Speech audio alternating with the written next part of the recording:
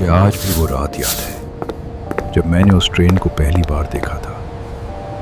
लोग कहते थे कि वो ट्रेन 20 साल पहले एक हादसे में खत्म हो चुकी है, लेकिन उस रात वो मेरे सामने खड़ी थी। मैं स्टेशन पर अकेला था। घड़ी में रात के 2:45 थे। कोई आवाज नहीं थी, बस हल्की हवा और पुराने प्लेटफॉर्म की गूंज थी। मैं अपने दोस्त का इंतजार कर रहा था, लेकिन वो लेट हो गया था।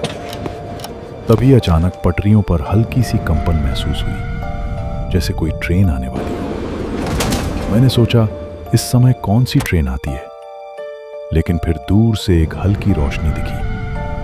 धीरे धीरे वो रोशनी पास आने लगी और कुछ ही सेकंड में एक पुरानी जंग लगी ट्रेन मेरे सामने आकर रुक गई। उस ट्रेन पर कोई नाम नहीं था, कोई नंबर नहीं, बस टूटी हुई खिड़कियां और अजीब सी खामोशी थी। दरवाजे अपने आप खुल गए। मुझे अजीब लगा, लेकिन पता नहीं क्यों मेरे कदम खुद ब खुद उस ट्रेन की तरफ बढ़ने लगे, जैसे कोई मुझे अंदर बुला रहा हो। जैसे ही मैं अंदर गया, सब कुछ बहुत ठंडा हो गया। अंदर कोई नहीं था, सिर्फ खाली सीटें थीं और हर सीट पर धूल जमी हुई थी।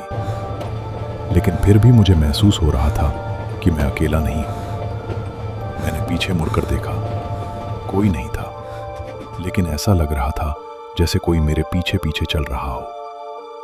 तभी ट्रेन के अंदर की लाइट्स एक एक करके जलने लगी और अचानक मुझे खिड़की के शीशे में कुछ दिखा।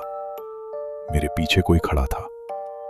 मैंने तुरंत पलटकर देखा, लेकिन वहां कोई नहीं था। दिल जोर जोर से धड़कने लगा।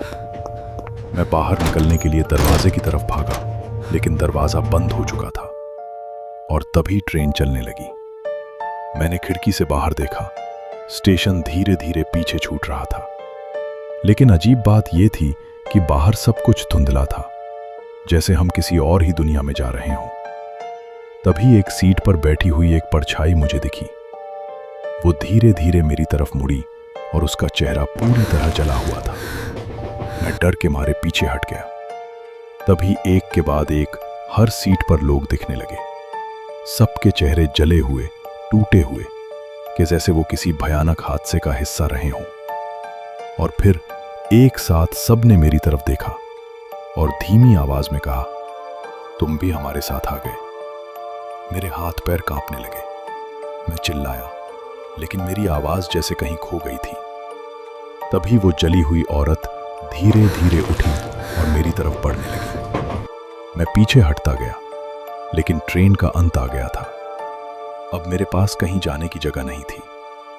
वो मेरे बिल्कुल सामने आकर रुक गई और बहुत धीरे से बोली, अब तुम भी यहीं रहोगे। अगले ही पल मुझे कुछ महसूस नहीं हुआ। सुबह जब स्टेशन मास्टर ने प्लेटफॉर्म खोला तो वहां सब कुछ सामान्य था।